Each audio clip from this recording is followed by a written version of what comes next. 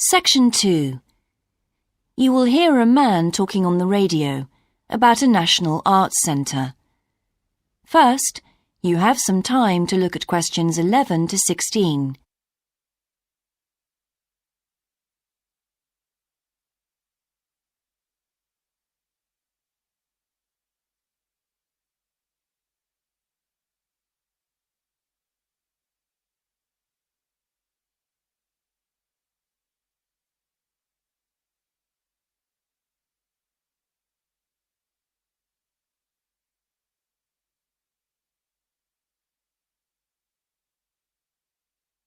Now listen carefully and answer questions 11 to 16.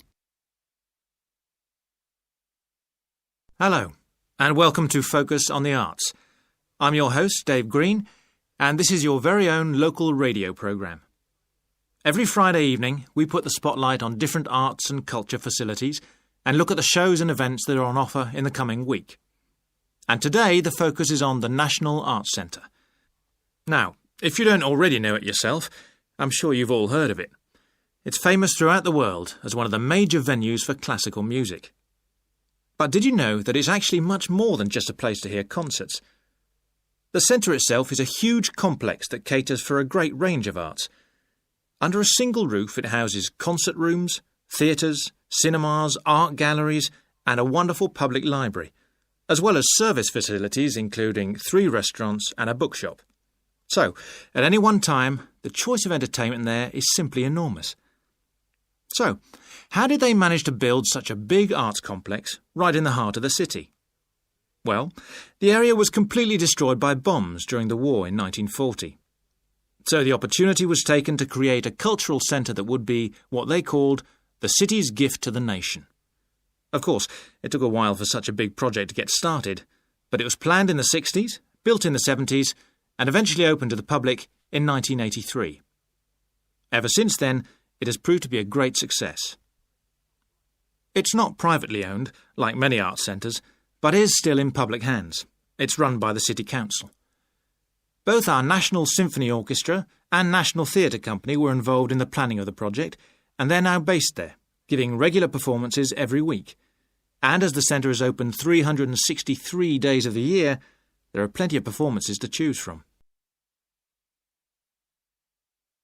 Before you hear the rest of the broadcast, you have some time to look at questions 17 to 20.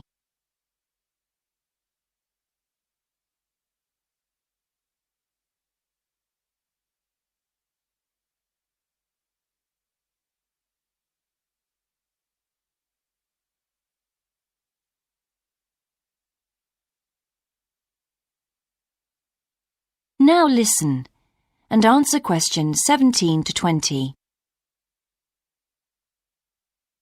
So, to give you some idea of what's on, and to help you choose from the many possibilities, we've made a selection of the star attractions.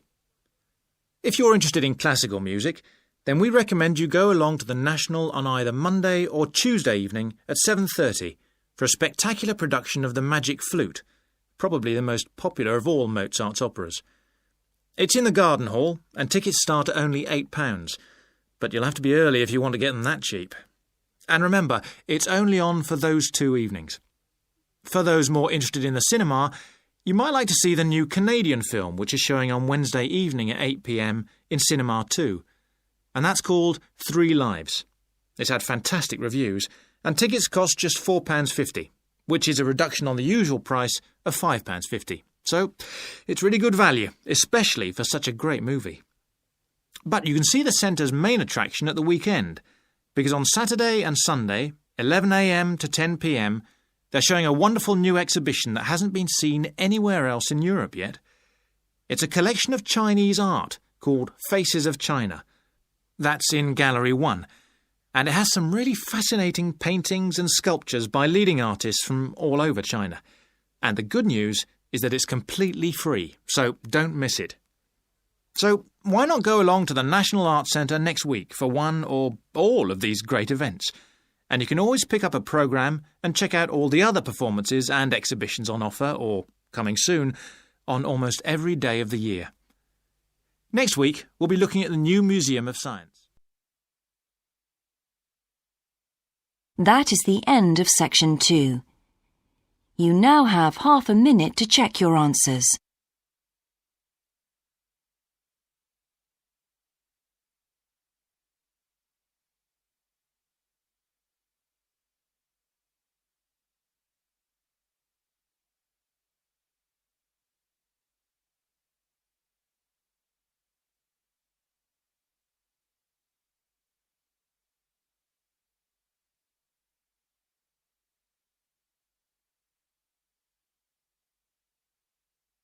Now turn to section 3.